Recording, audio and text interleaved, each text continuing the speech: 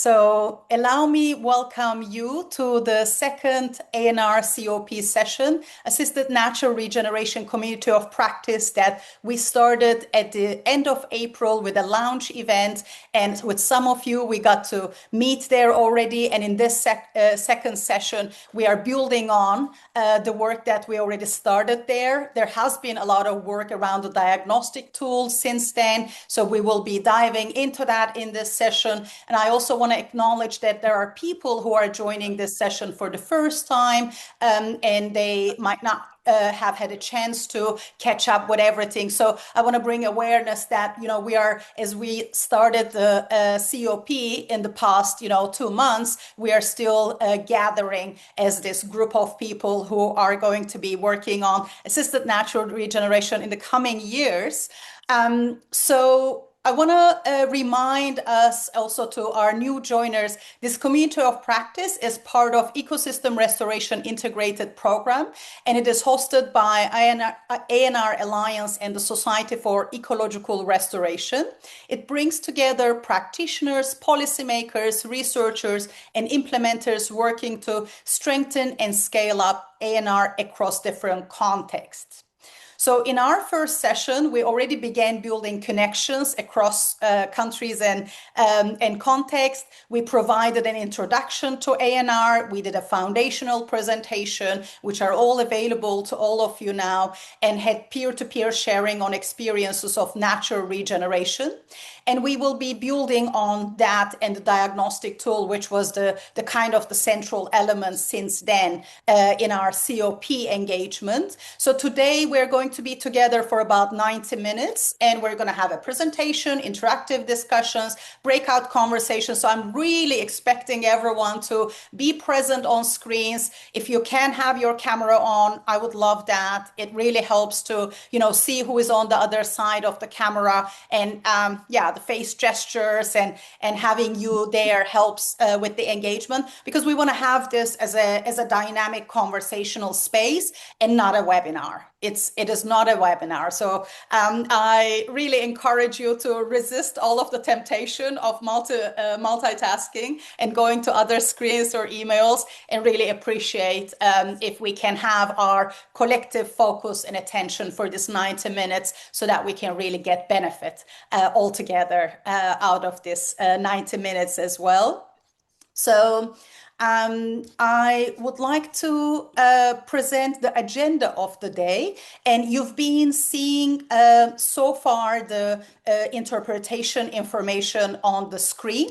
I do hope that everyone is settled with their language setup. We are doing this event in 4 different languages. And my colleagues in the chat are also sharing the information about the languages. So feel free to alert us if you need any help with getting the session in the language you prefer. I will be speaking in English, and we will be, Robin is going to be speaking in English, but you can use French, Spanish, Portuguese, whatever language that you prefer. So agenda of the day. Like I shared, we will we're doing the welcome now, and I will do a little bit of a kind of like grounding around what is this community of practice to start us. And then we will kind of look at what happened in the session 1-2 so that we can bridge from session 1 to session 2, what we've been doing and what we've been hearing from you. And we will move to getting to know who's in the room. I love using this term, who is in the room. We're in a digital room after all here. I like to imagine us together in somehow still, by the power of imagination, as if we are together in a room. And we will have a presentation by Robin Chesdon on key findings from the ANR Diagnostic Tool. We are very grateful for all of your responses, and we did an assessment of what is it that we are learning from your responses on in terms of preparing for ANR implementation in countries. And then the breakouts are really going to be around this. We're going to really look into, okay, if we want to prepare for ANR implementation in countries, what kind of capacity development priorities are appearing?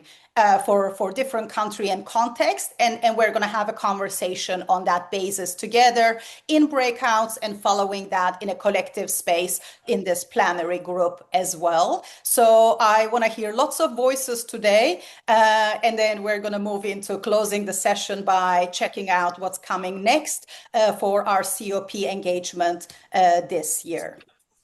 So I also would like to share who is behind these sessions and this COP engagement. Robin Chesdon, our COP lead organizer, is here. You can wave if you like, Robin, so people can see who you are. And my name is Yeliz Mert. I am the COP facilitator. And we also have colleagues from Conservation International who are hosting this community of practice as part of the ERIP program. Monica Barcelos Harris, Camila Souza, and Helen Morris. Feel free to also wave so that people can see you if they don't know who you are. And you will be, when you receive emails about ERIP, or, when we reach out to you, one of us somehow reaching out to you or connecting with you.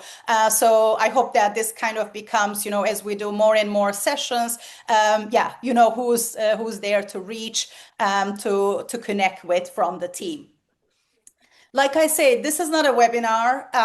There are a lot of webinars. They are good in certain ways. A community of practice is really a space for practitioners to share experiences and connect on the basis of that. It's a learning opportunity. So I do want to encourage that these community of practice sessions online, but also outside of the session in an offline space through our forum, ERIP Forum, which is our digital interaction space. It's all there for us to do that experience sharing, practitioner, peer-to-peer learning.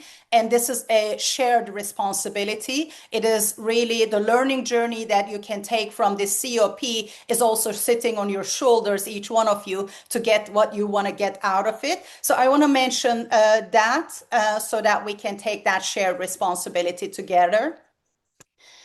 This slide, I showed it at the last session. I wanted to show it again because it kind of helps us see, the journey, the arc of this year at the COP. We will have, other sessions coming in next year. So we launched our session on 30 April, and today we are having our second session. We already had a lot of deep dive work through the diagnostic tool, and we're going to build on that. And there is going to be a new set of knowledge resources made available to you, which we are going to really bring in to your attention and then build a session 3 on the basis of that. And that will be a bit later in the year, in October 2026. So I want to highlight this. And so diagnostic tool was really the attention that we were bringing to you since April. I think this is sufficient to show about this now. But what I want to talk a little bit now before I pass it to Robin to share the key findings, and before we do our interaction, is that what happened in the last session, because that was the first time we came together. We did not really know, who were going to be there and what is the level of, knowledge on assisted natural regeneration. So we asked a couple of questions to get a baseline sense of who is in the room and what is happening. And this is the picture that we saw. The group that was there on 30 April, they shared that the knowledge was about like in a mid-level, and then the experience and actual hands-on experience with ANR in practice was a bit lower than mid-level. So this kind of gave us an idea, an average of where we are starting from. As our role together here is to build this knowledge together and then bring the practice and implementation of ANR into countries.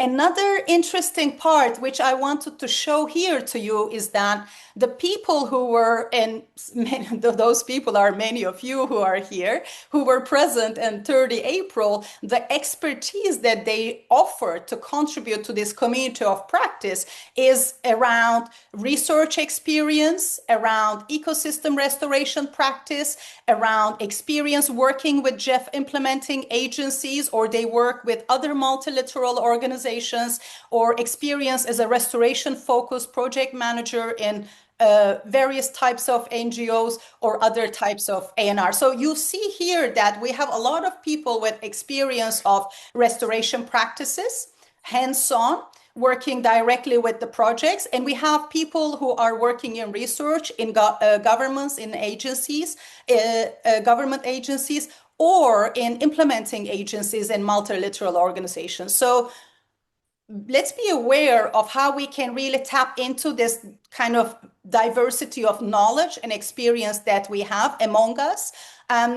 This year we're working a lot on knowledge building. Next year, a lot of the work is going to focus on policy related work. So we want to, really synergize with what's available to us here. So yeah, so we asked also what aspects of ANR people are curious to learn about, most interested in learning about. And we also asked them at the end questions that we want to explore further. And this question we asked them at the end, and believe it or not, they were very much in parallel with each other. So the aspects that was seeing most of interest is by far practical implementation and peer learning. And I also haven't seen any community of practice or restoration practice group that is not interested the most in practical implementation experiences. So great to see. And we already saw that there's a lot of us in the room who are implementing various restoration projects. And we saw that project design, scaling, implementation is of interest. We saw that technical approaches are valued, and some of the diagnostic tools are actually revealing a little more about that. We will hear when Robin is presenting that. We heard monitoring evaluation is an aspect of it. Monitoring evaluation always stays quite an important question in many groups. And we have enabling conditions also brought up, like policy, finance, and partnerships as important topics to learn more about in the context of ANR. So, and these kind of like questions are opening that box a little more. I'm also going to make this presentation available to you later on, so feel free to see what is here, but it's very much reflecting the previous slide that I just shared. So I wanted to show this because it's kind of, let me come back, stop my screen sharing for a second so I can see everyone. So I wanted to show this so we have a little bit of a collective awareness of who is here, what is the kind of base knowledge, and what are the kind of interests that we have. So when you are talking in breakouts or when you are thinking of how to build your project, you can kind of utilize this kind of broad understanding. So now let's move on to Mentimeter and get an idea of who's in the room and what are, so I'm basically going to collect a little bit more input from each of you, might show them in the next session as results as well, as I like to get a little bit of a pulse of the group every time on specific questions. So my colleagues are going to share with you a Mentimeter link very soon. And before we go to Menti, I wanted to show you this picture, which is related to our first Mentimeter question, because our first Mentimeter question is to invite you to imagine a landscape that you work with or you belong to. And this picture I've taken from the landscape that I feel I belong to. It is in the Mediterranean region, and this is an almond tree, a fruiting almond tree. And when I was thinking, when I saw this, it stood as such a gorgeous example of the Mediterranean basin for me, and the kind of smells, the kind of colors. And yeah, so some pictures kind of like tell me, this is the Mediterranean with olive trees and lack of water, in quite a big part of the year. So therefore, a lot of water storage kind of systems. So I want to ask you now, imagine your landscape, the landscape that you are part of, and respond in Menti, and the link is shared with you in the Zoom chat. What is one word that is really popping in your mind regarding your landscape that you work with or you feel you belong to? I'm going to screen share in the meantime the Menti results. Yes. Here we are. I see that, yeah, we have very different responses.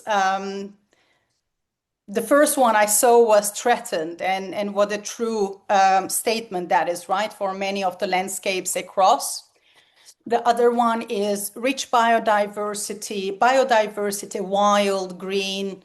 I see ever changing as well, which is very telling as well. Resilience, I guess, is a different way to put it too.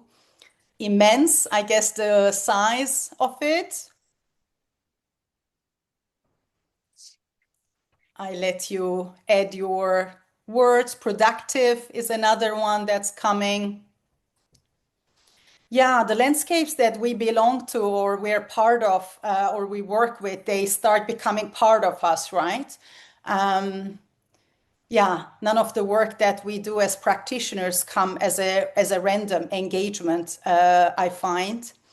Thank you for sharing your perspective so we get a little bit of an idea of what kind of headspace there is from different people in terms of how they feel about the landscapes they're part of today.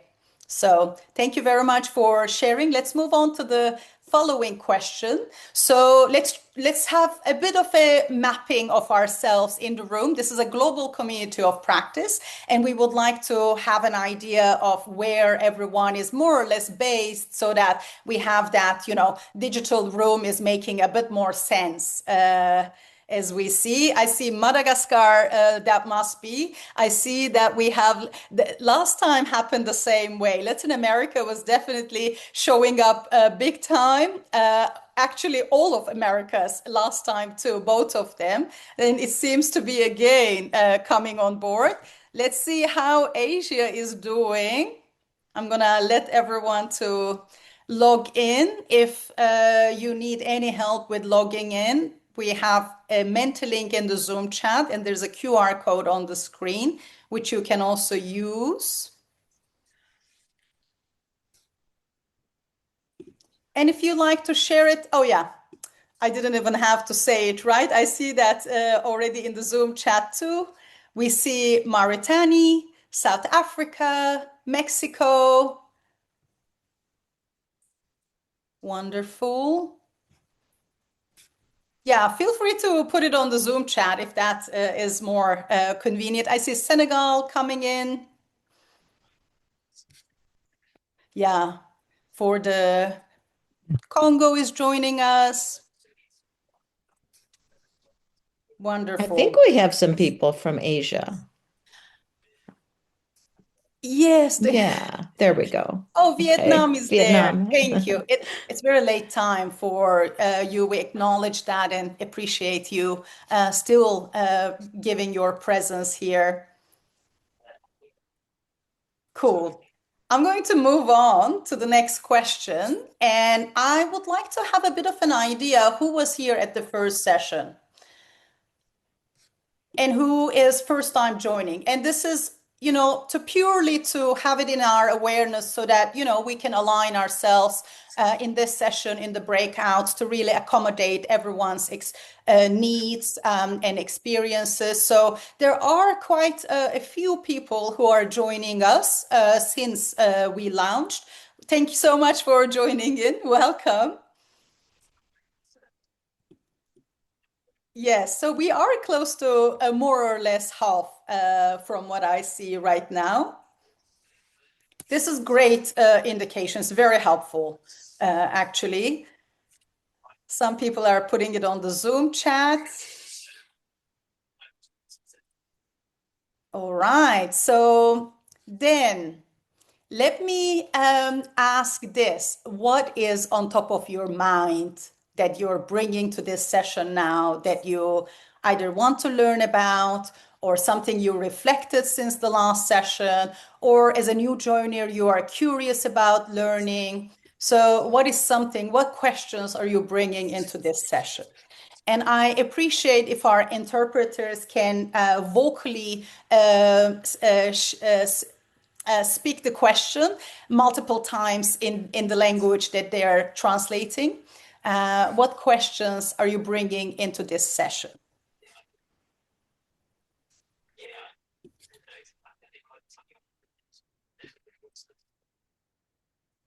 First response coming in. Aha. So how does my country's responses compare to others? Great. Yes, we will have breakout conversations on the diagnostic, on the basis of diagnostic, and have a presentation. So we will sure look into that. Let's see what others are thinking about. Which dimensions most influence the ANR? Social, ecological, economic, institutional, cultural. Can I have the presentation about diagnostic tool? What is the minimal cost of ANR per hectare?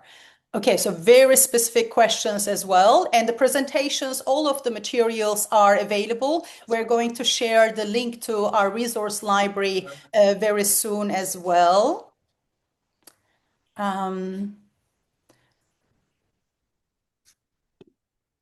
Let me quickly, so now that it came up, our chat moderator, our colleague Camila, maybe we can share the forum information one more time, where we kind of hold all of our resources and materials also from last time. Yes, thank you so much, so fast, Camila. So we can immediately attend to that question, and many people who joined since last time, in case they haven't oriented themselves towards there yet. I would like to learn more about ANR pilots in Latin America, success rates, and the caveats and recommend processes. We're developing a pilot in ANR in Honduras this year, considering El Nino. Okay.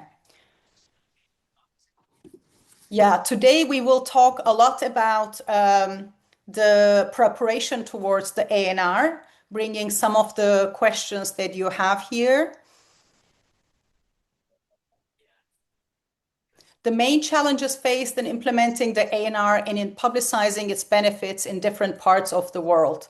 I think Robin is very glad to see these questions now, because some of them we can attend today, but some of them we can build the following weeks and the third session towards the end of this year, as she is also developing an advanced ANR course, and she's really scoping detailed topics that people want to engage in. So this is really surfacing lots of material for us to be best useful to you in these sessions. So I will go to the last question for now in Menti. Which language is your primary language? This will give me an indication around how to set up the breakouts, how to kind of distribute the number of breakouts. So I really appreciate you, all of you, to complete this question.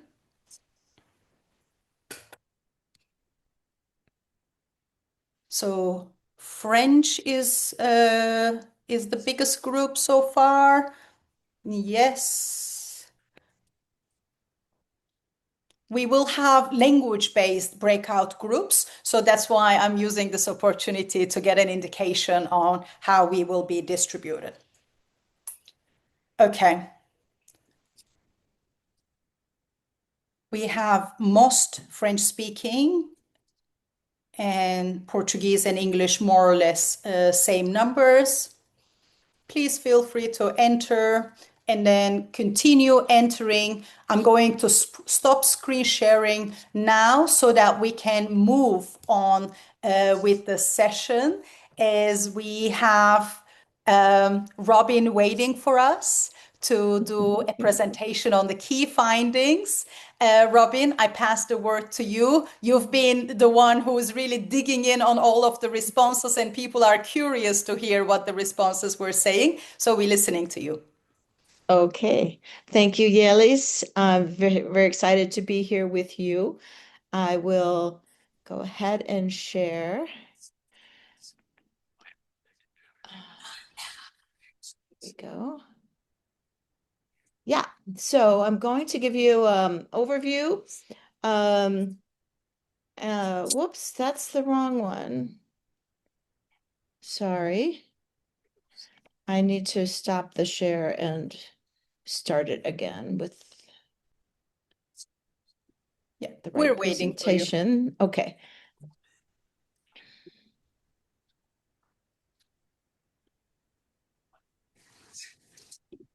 Oh, I guess that is the right one. Okay. Yes. Very good. Here we go. Yeah, so I have been through, let me just start with this. The point of doing this diagnostic and using this tool is to allow both individuals and the groups they're working in or the country level teams to focus on specific actions so that they can be really prepared and ready to implement assisted natural regeneration, and not just to do it, but to do it well, to do it in a way that really fulfills the broad potential. So what do I mean by that broad potential? I mean these four main aspects. We want to implement ANR that restores local native biodiversity. We want to do ANR that improves a wide range of ecosystem services. We want to use ANR to help provide lasting benefits for local communities. And we also want to make sure that the ANR that is implemented is aligned with and supported by local communities, authorities, and institutions. So it is with these 4 points in mind that I created this diagnostic tool to assess how ready are we to really implement this kind of broad potential for ANR. And I'm happy to say we had a very good response. We had a total of 43 responses from 13 different countries. And the diagnostic tool covered 7 themes with 20 specific pillars. I will not be going through each of the 20 pillars. That will put all of you to sleep.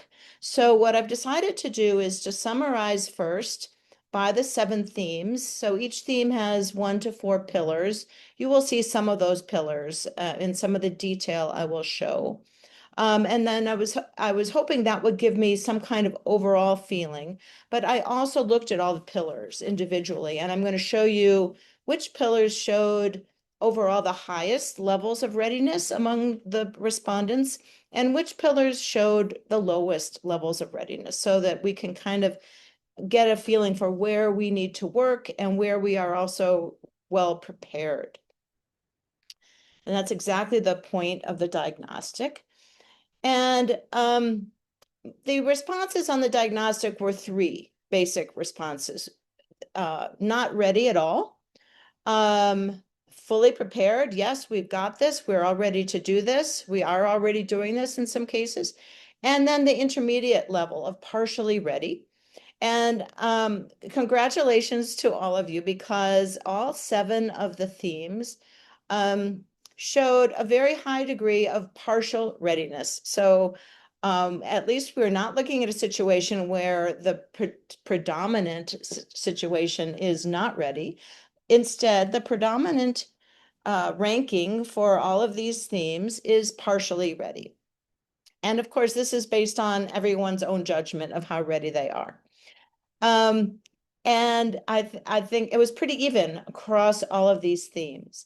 So I think we should be very pleased that we are at a good starting point for not only beginning to implement, but seeing where we can improve and what areas, we really have a good level of preparation.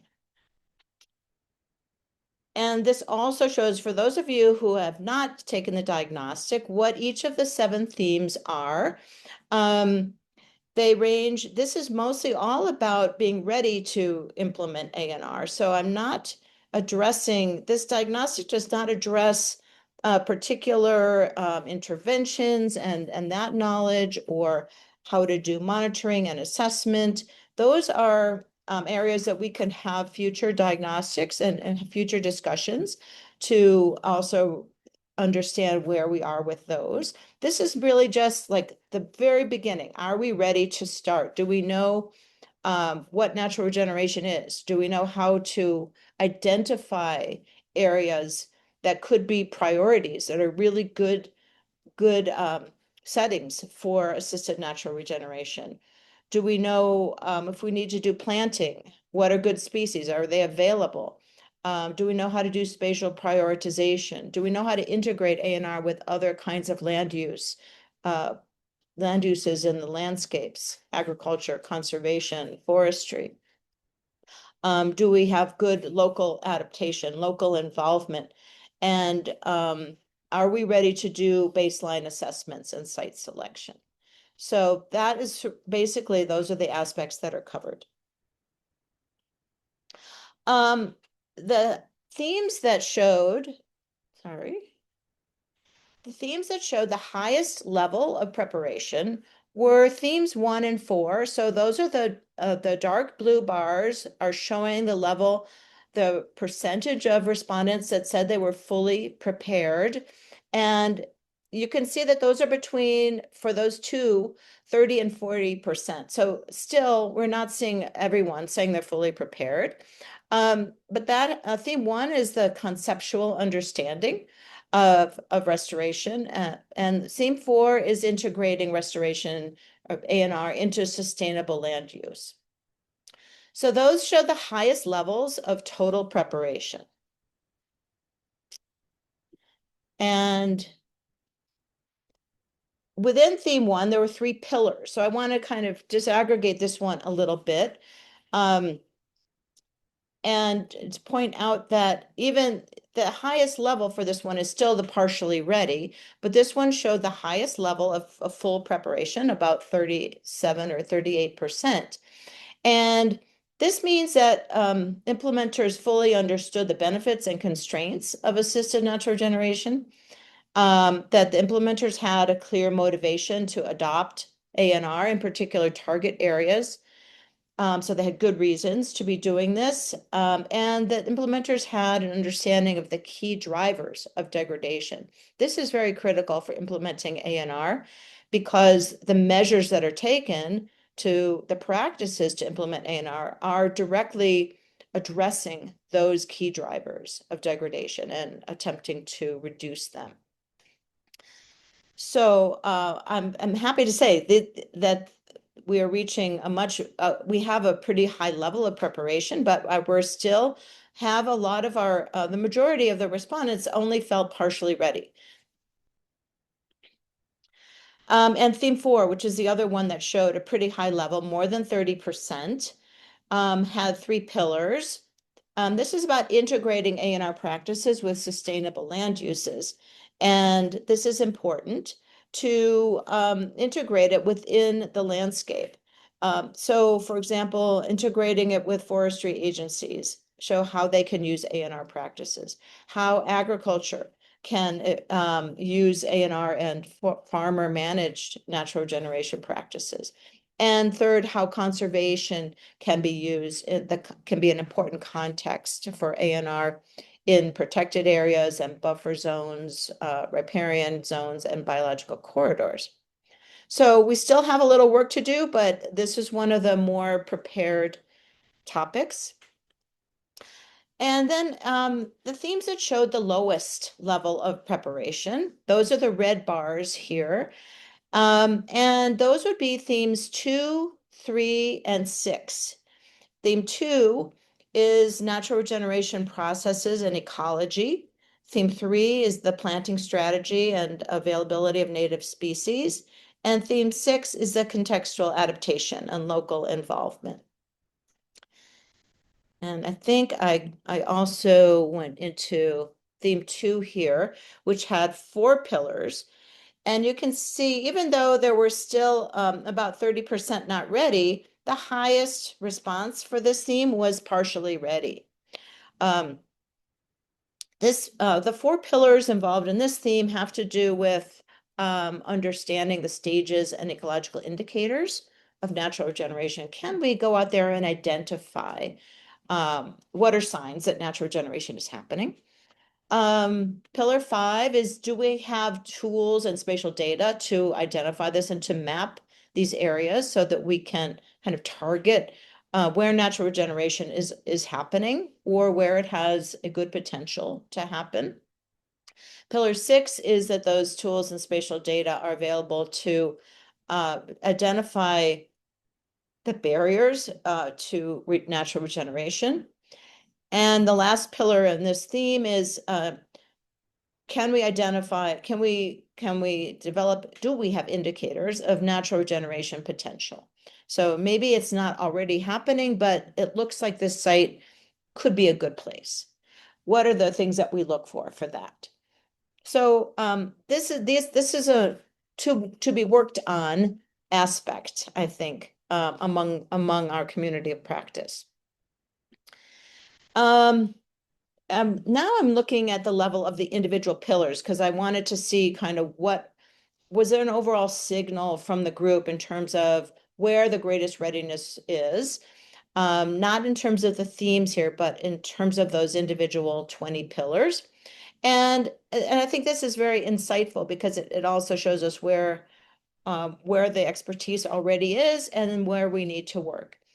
So the highest readiness was with pillar 19, which is criteria are developed for the selection of sites based on restoration objectives and initial conditions, including a biophysical and social assessment. So it seems like in some cases, there's already been some assessment done and criteria have already been developed for site selection. Again, even this maximum is still less than 45% of the respondents. So keep in mind that still the largest response is partial preparation. The next one is pillar 15, and that is that there's a process already in place to involve local communities in planning and implementation. So that we're doing much better on that. And pillar 20 is that criteria are established for reference sites and control sites. And this is something we can talk on in more detail, but not just setting up your implementation, but how do you assess the outcomes of that implementation? You have to have sites where you didn't do that implementation that otherwise were similar. And you also should have some sites that show what kind of condition you are hoping to achieve as a reference site. So you can compare, where are you with regard to where you want to be? And then the other two that had better readiness are the indicators of natural regeneration potential are developed. That's pillar 7. And pillar 17, that the local officials and institutions are supporting the ANR project and are willing to participate actively. So we had 35% of the respondents said that was fully ready, which is very encouraging. I think we want to get to 100% of that, but we're on the way. These are the lowest scoring in readiness. So these bars and this are showing the percentage of respondents that were not prepared. And I'll just highlight a couple of these that agriculture organizations are adopting some of the natural regeneration approaches and practices. So we have a ways to go to mainstream some of these techniques more into agriculture, into more agricultural institutions and agencies. It's still kind of existing a bit outside of that. Pillar 14 about spatial planning. This seems to be something that is less ready. And how can we prioritize areas? We need data to use, and we need to use tools to prioritize areas where natural regeneration potential is high. So we could focus some training sessions on this topic. Pillar 4 is also one that shows low readiness. The ecological stages and indicators of natural regeneration process are understood for specific ecosystems and regions. This is where you can't just pick up a book and read about it. You need people who are experts within the region, within the specific ecosystem, who can look at these areas and say, oh, these species that are coming in, yeah, those are very typical of early succession, or, oh, this area is just full of non-native invasive species. This is not going to do well unless you get rid of all of these. So what are the indicators to look for?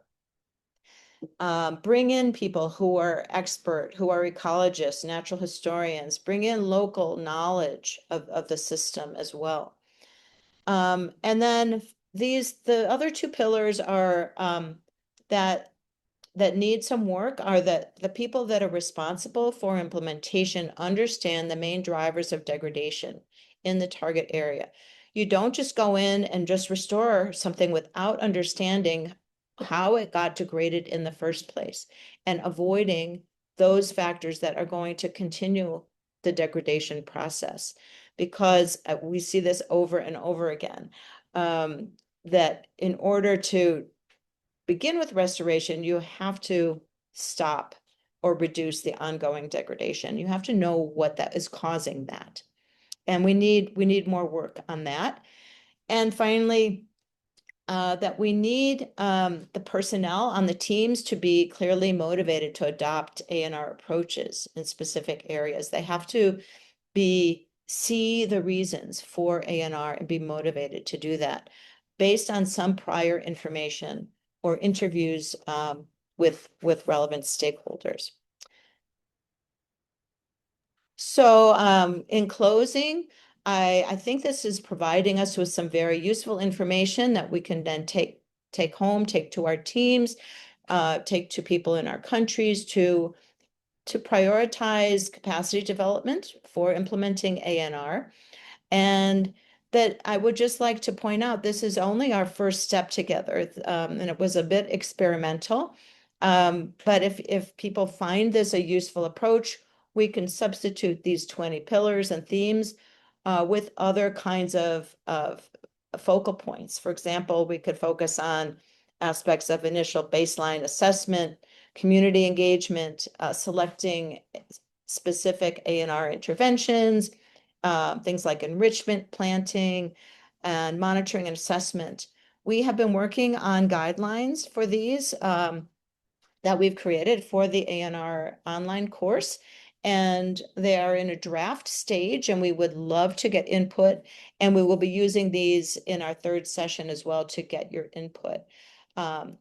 And hopefully these guidelines will also really be helpful as you're preparing your roadmap for ANR. Thank you so much. Thank you very much, Robin, for this overview of what the results were. The appreciation is coming also from the participants. Yeah, and I think you can already see that how some of the, interest aspects and questions that people have been holding since last session, we're kind of building them. We're kind of bringing them into this kind of community of practice space through the exercises and tools that we provide you. And Robin already, gave the sneak peek that we will be coming with fact sheets and guidelines in the coming weeks to keep building on the ANR preparedness and towards implementation. So building step by step, shall we say that way. It's been a lot of Robin and myself talking until now. I think it is time for everyone to have their turn to speak. So it is a good time to go to breakout and really have a conversation on the basis of the presentation that we just heard. I do want to, however, highlight a couple things so that we can functionally, in a smooth and easy way, go to breakouts and have a conversation. First, my colleague is going to share with you a breakout guidance document, which I will also screen share. So that is one resource that's coming your way. So make sure that you are checking the Zoom chat. The second thing, which is something that I taught as Robin was presenting, I'm also sharing the presentation that Robin just shared in case you find it handy to have it, downloaded on your computer to be able to check it out in the breakout conversation, because people were asking how to compare their results with other countries. So that would be one way to see. So just make sure that you're getting those two resources before you go to the breakout. So before we move to the breakout, to really dig into capacity development priorities, that is going to be the focus of the breakout, to understand what kind of capacity development priorities are needed in your context to prepare for the ANR implementation. So that I want to highlight that focus. And this document, let me share one more time.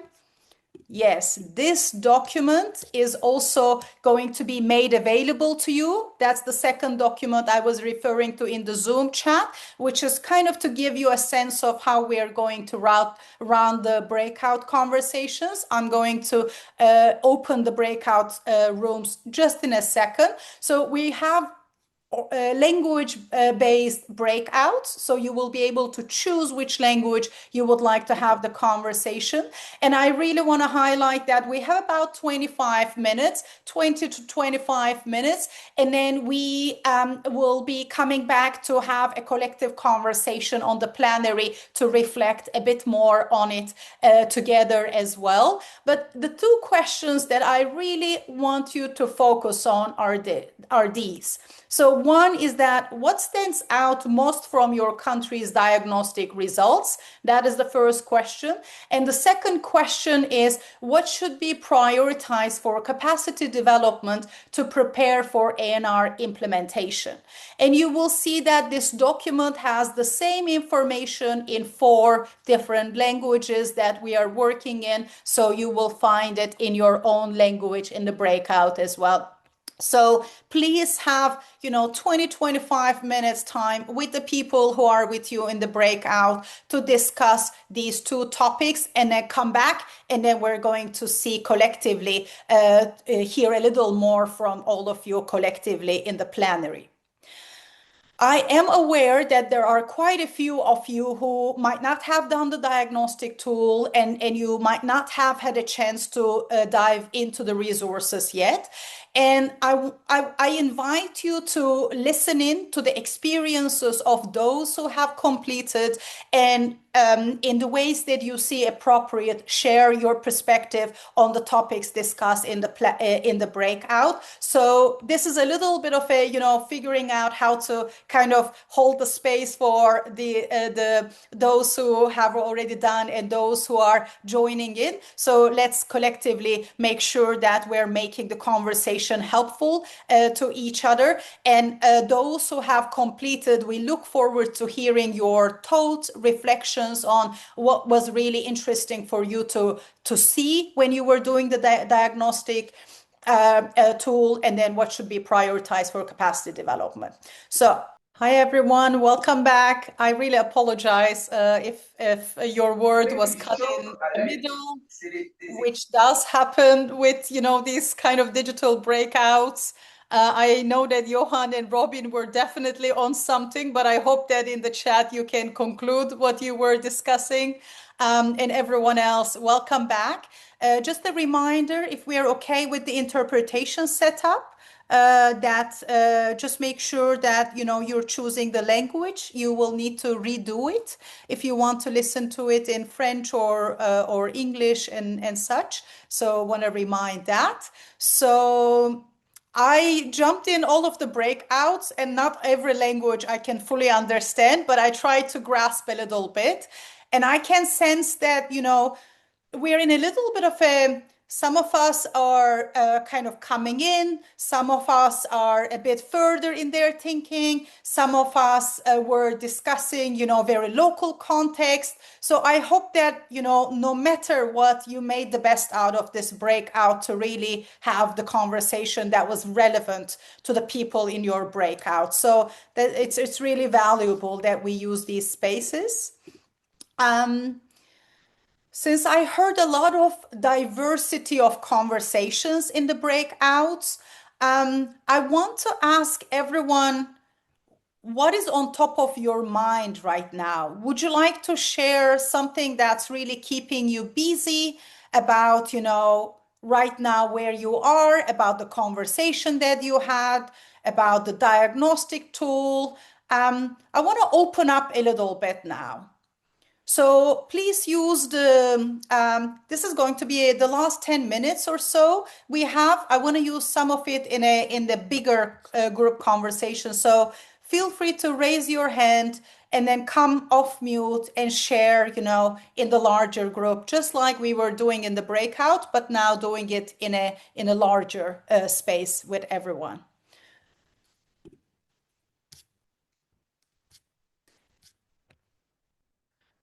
We do a lot of structured exercises, and I noticed that, maybe it's good to, pause and open it fully now to see what you would like to share about so far what we discussed.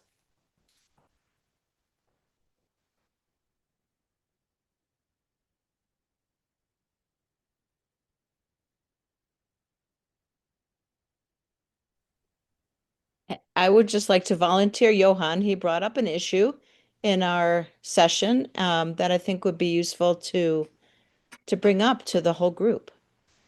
Johan, I'd like to encourage you to ask your question. Okay, thanks for that nod. So I would not have done this. So my question would just be in South Africa, in the southern part of it, I think we had about three or four one in 100 or higher floods in the last 5 years, and through this whole process, our river systems have taken a severe beating. Um, and it's a lot of it is on private land, and there's a lot of questions about what now. The ecosystem has degraded to such a level that there isn't enough intact system left to regenerate it. So it won't recover by itself. But what now? The cost on the private landowners is just too much. They can't do it either. So there's a big question of what now.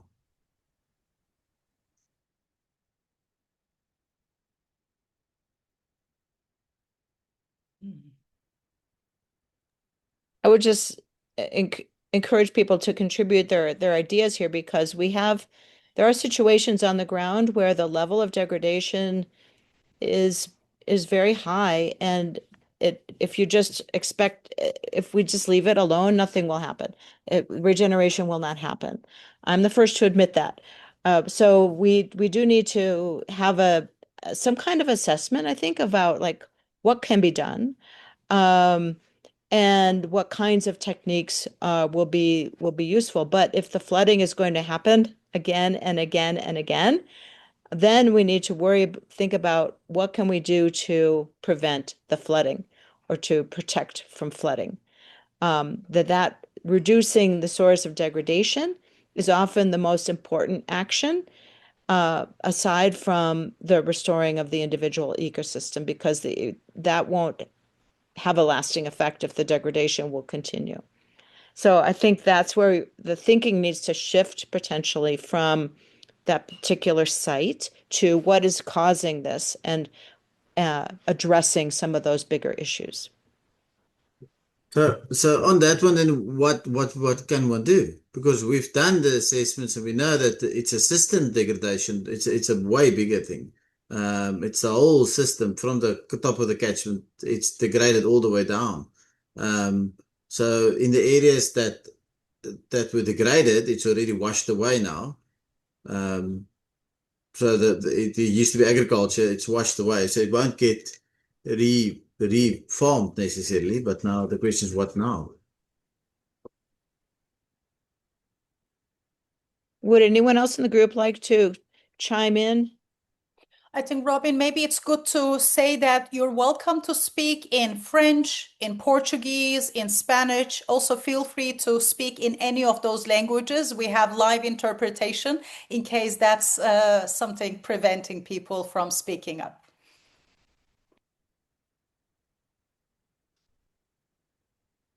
And thanks for Johan bringing a live case, a real case that Yeah. you're dealing with there. Yeah.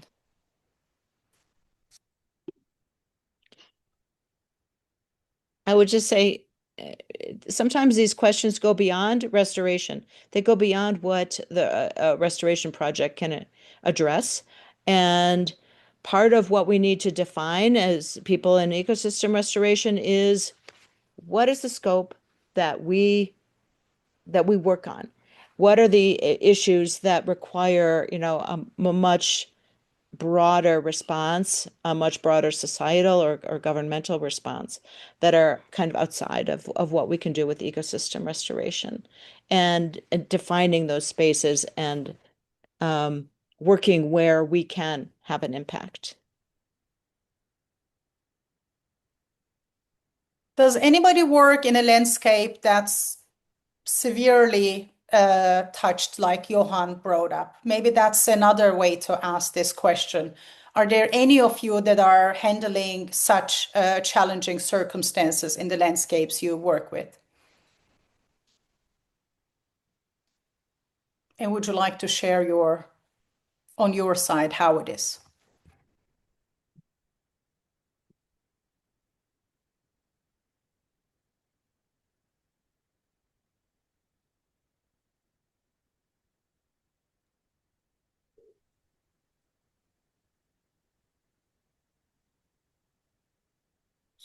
C'est une dégradation qui est liée à la force de l'eau.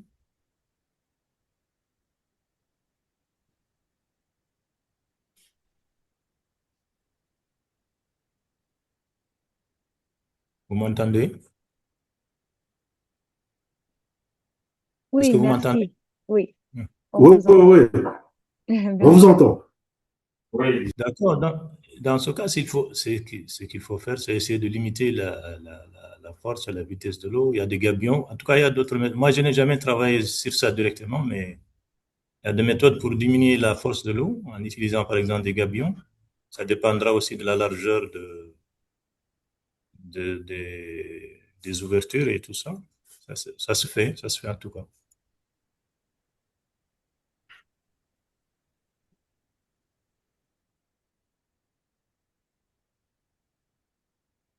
Oui, bon, je crois que je vais essayer un peu d'appuyer mon collègue Sal. Et bon, il y a des techniques qui existent, hein, parce que, en fait, dans ce cas, il faut faire ce qu'on appelle les études APD avant un projet sommaire. Donc, du projet, d'abord, il y aura en fait, des gens qui ont des expériences en génie civil, hein, parce que ça, c'est un peu, il y a l'aspect carrément génie civil, parce que les gabions, en fait, on remplit des caisses sous forme de grillage, on remplit des pierres dedans pour vraiment bloquer et réduire la vitesse de l'eau. S'il s'agit de ravinement, parce qu'en général, ça, c'est pour les sols qui ont connu des ravinements, ça veut dire que l'eau a emporté tout, donc c'est devenu des ravins. Et maintenant, il faut mettre en place ce qu'on appelle des seuils de gabions. Et ces seuils de gabions c'est sous forme de barrages. Ils réduisent la vitesse de l'eau. Ils auront des ancrages, donc pour que l'eau n'emporte pas carrément l'ouvrage. Et nous, on a travaillé avec ça. Et dans le projet passé, on avait un lac. Donc, l'eau a été déviée. Donc, on a changé carrément la direction de l'eau en mettant en place un ouvrage qu'on appelle un seuil de gabion. Bon, c'est des pierres. On ramasse les pierres. C'est des pierres qu'on ramasse donc au niveau de la zone ou bien dans une zone. Et ces pièces, ces pierres, donc, on confectionne des caisses. Et les caisses sont entrecrochetées pour qu'ils puissent, pour qu'ils puissent constituer un ouvrage en génie civil. Et ça permet donc de construire à base de ces pierres cet ouvrage qui est donc uniquement constitué donc donc des grillages qui sont confectionnés et sous forme de caisses qu'on remplit, après on ferme.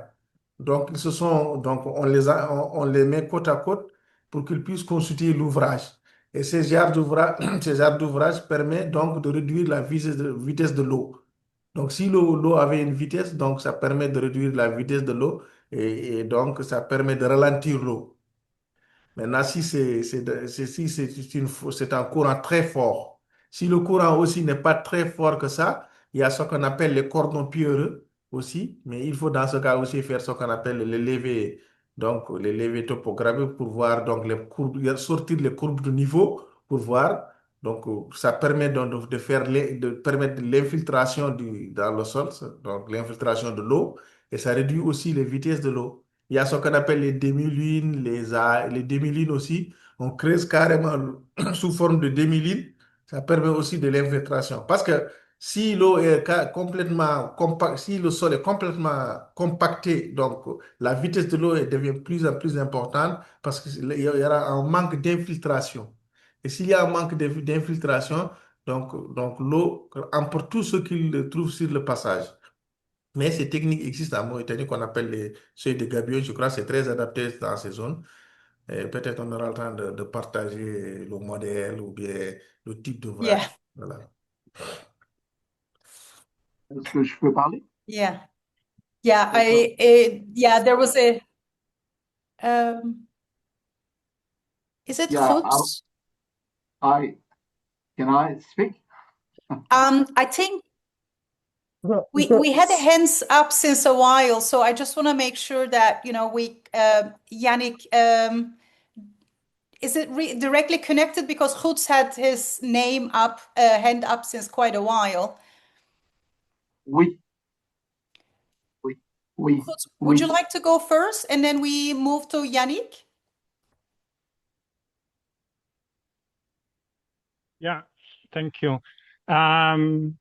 So I work with UNDP, and we support many restoration activities and projects in Africa with very severely degraded landscapes. In Namibia, for example, we have also similar situations in the Sahel region, and so. The point, in my opinion, is that in many landscapes in Africa, I mean, the regeneration in drylands is, of course, nothing comparable to the situation like here in the Amazon that we discussed in our breakout session, simply because everything is much, much slower and much, much more difficult. A key issue, in my opinion, especially in Africa, is also that where you have these very degraded landscapes, you have a lot of poverty. And this means you also have to think very carefully what is actually the state of regeneration that you want to achieve. Yeah? And this idea that you restore the natural vegetation, the original situation, whatever that even is probably in most situations unrealistic, because they are communities, they are people, and they are very poor, and they need to use the land. And I think the key consideration when you plan restoration activities is that people must use these restored areas. These restored areas must be more productive, produce more than what they do in the current degraded state, not only from a biological point of view for the natural regeneration, but they must also produce products, whatever that is, for the local population. So this idea of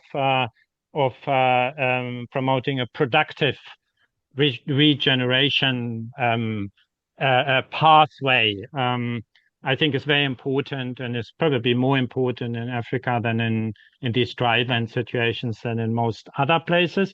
And in my opinion, this does not contradict a dynamic of nature regeneration, because you can actually combine the two. You can have these productive purposes and you can still have the component of nature regeneration combined with that. Thank you.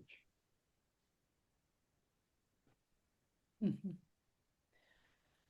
I see Aurelio is getting his hand up. Let's go to Yannick, and then I'm going to move to Aurelio. Feel free to use the hands up function. That's really helpful. And I will also want to acknowledge that we're by now past the time that was dedicated to this session. Seeing, the real conversation we're having here, Robin and I, we just decided to keep it on for a while, but I want to acknowledge if anybody needs to log off, feel free to do that. And then in the meantime, we will, keep this conversation right now. Yannick?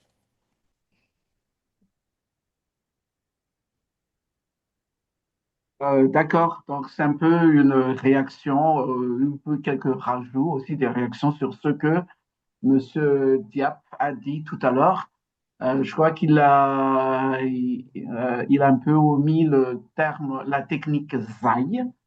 Il y a la demi-lune pour plusieurs arbres que l'on met dans un grand trou peu profond, mais il y a aussi la technique ZAI, aussi qui vient de l'Afrique, mais sur un arbre individuel.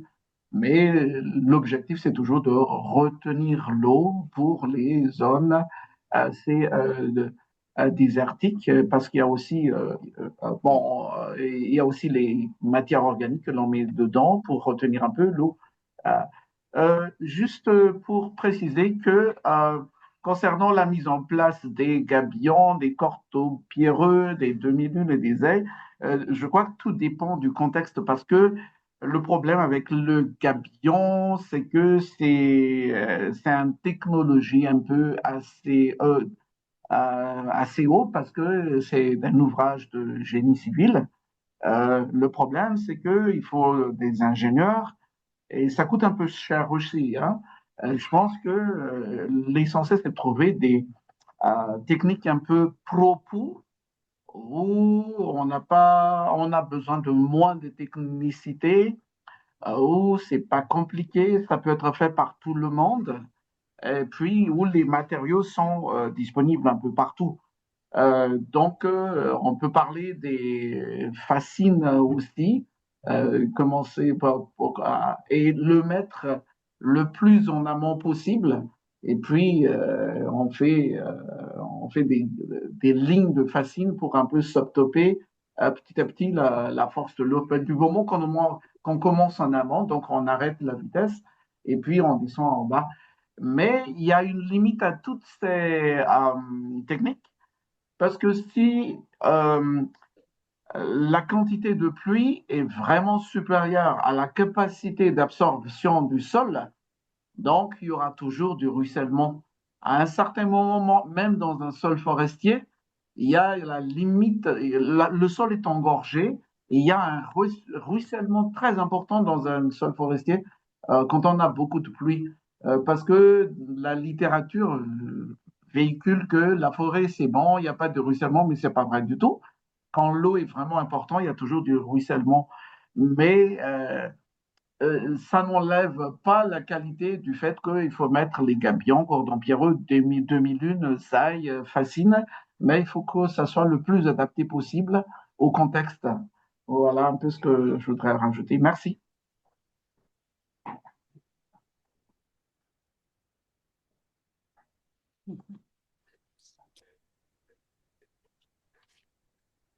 Thank you, Yannick. Yeah. I think while we can, talk about the technical practices that can help, I think Johan was also talking about a severely contextual and multi-elements circumstance that goes a little beyond on immediate technical implementations, because I think many of us will acknowledge that technical implementations and knowledge and practices are there, and yet the policy related or financial related or socially related circumstances make it hard to get that restoration work going. So I want to acknowledge that and kind of bring that enabling context that can be rough at times as well. Otherwise, technical knowledge is very helpful, but yeah, there's more that goes into it. So Aurelio had something to share. I want to give it to Aurelio. I'm also kind of seeing we are. How shall we do this? Like, shall we keep it open? Shall we keep it going? Because my role here to me is make this session valuable and fruitful for you. So I'm happy to stay. I'm sure Robin and ERIP team are the same, as long as you like to stay. And at the same time, you know, I want to do my work well and I want to respect your time. So you know that I'm letting it go for now. And yeah, if you need to log off, please do so, but check my email afterwards for the links and everything following up. So, Aurelia. Thank you, Yanis. Interesting discussion. And I would like to take advantage of what you said, Yanis. What's the name of our French-speaking French? Yannick. Yannick, you brought a quite interesting point, because restore or rehabilitate areas that has been severe degraded has to do a lot with water dynamics, and there's a lot of engineer there, and there are a lot of techniques that works, but it's very expensive. But I think what, at least, and Robin, I want to hear from you, but what I see from the assisting natural regeneration, it's not just technique, it's principles. So based on principles, you can adapt and find solutions for techniques or substitutes for solutions that are very expensive. So what's the problem there? So you have a super degraded area, if I understood correctly, that need to change biophysical issues, right? And I'm going to remember a researcher, a professor from Brazil. His name is Ademir Reis. I don't know if some of you know, but he used to work with rehabilitation or restoration of very degraded areas, mining areas. So, and he come this idea with, look, the forest is a mess. And when you got like a flat area degraded by very intensive activities, you don't have much micro habitats. So the possibility of a seed, the probability of a seed arrive and find the right conditions in terms of water, soil, shadow, nutrients is very low because it's very homogeneous. So he said, think chaotic. You enter in the area and you mass it. You are creating micro environments to allow, the diversity to express, the natural regeneration to express. This is a principle, bring the chaos to the area. And this is one thing that I learned with him, and I bring to some restoration projects. Some of these experiences goes well, some not. But I would like to hear from you, Robin, this principle, and of course we are focused on one single dimension that is directly connected to the intervention, right?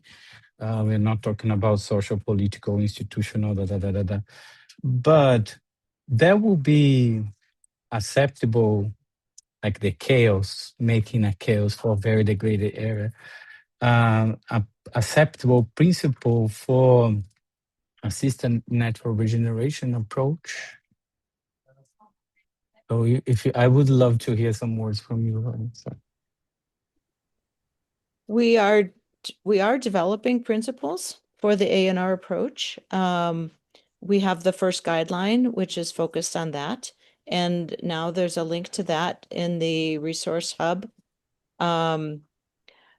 It's very general though. So I think this is one of the issues that we have to deal with, is that when we come up with something very general, like at a global scale, it may not carry the same issues that are really important within the local areas. So it's important to develop principles that are relevant to the particular cases. And I think the most important thing is to recognize kind of the niche that assisted natural regeneration has, and to not pretend that this is a solution for everywhere or for everything, or it may have to come later after some of these hydrological issues or serious degradation issues have been dealt with. Then we can begin to see what kind of natural regeneration we can have.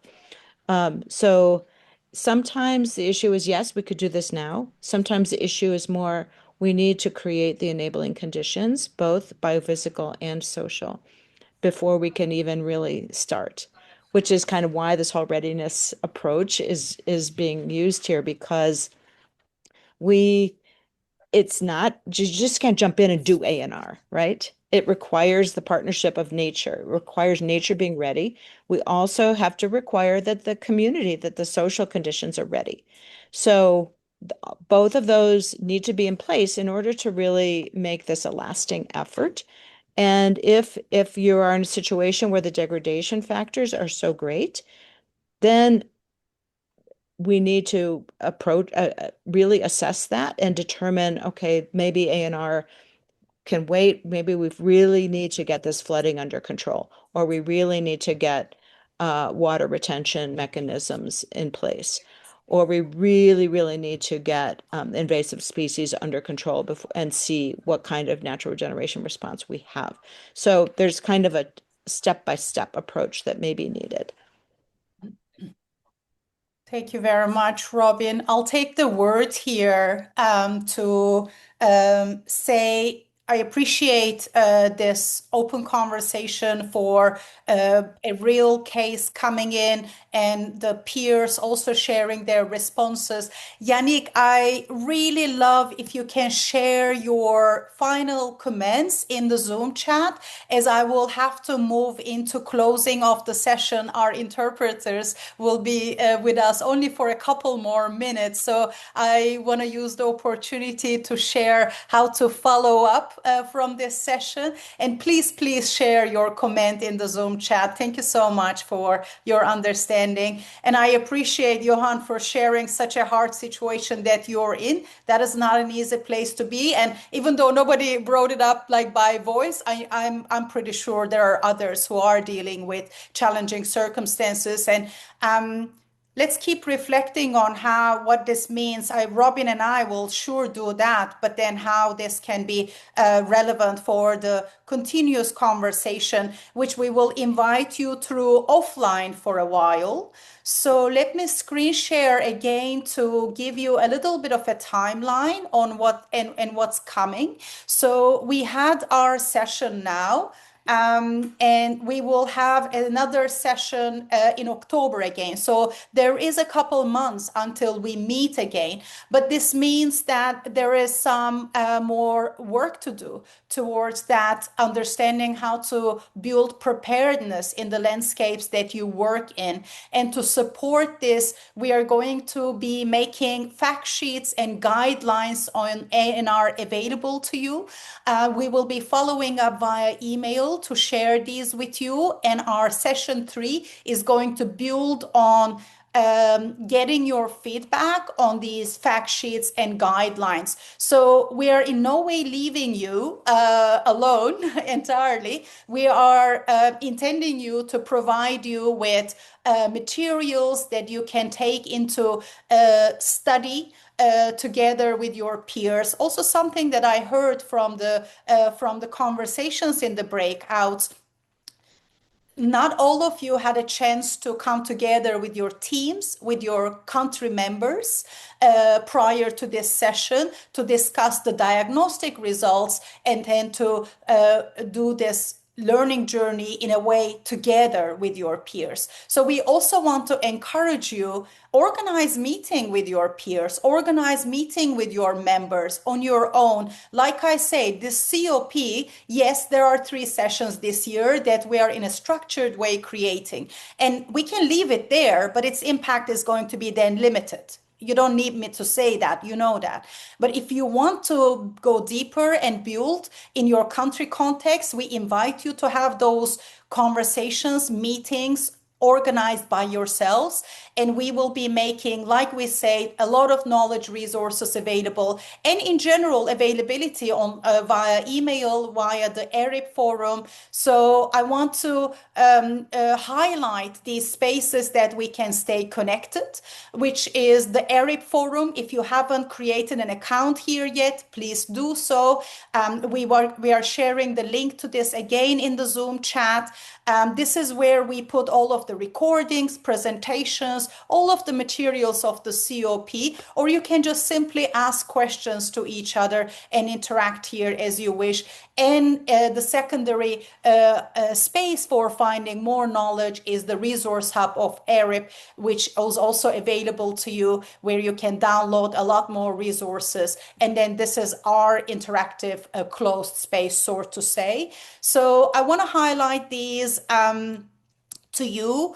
And for the session closing, I want to ask one question to you. So if you can do one last thing before we finish and close this session, and go to Menti to respond to this question.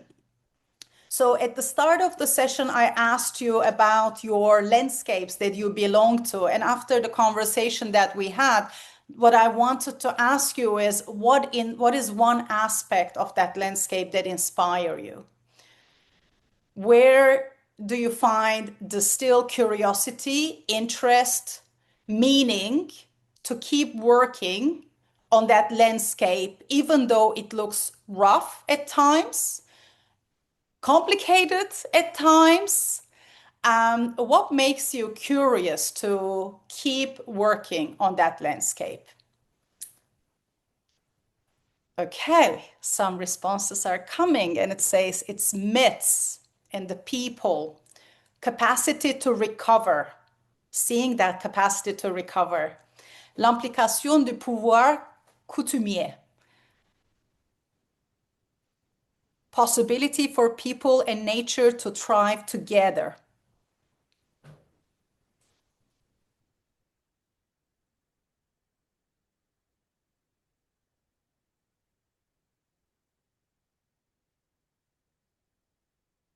The relationship between humus and the forest, nature. Desire to reverse the degradation. I know that these are good reminders for all of us to take home.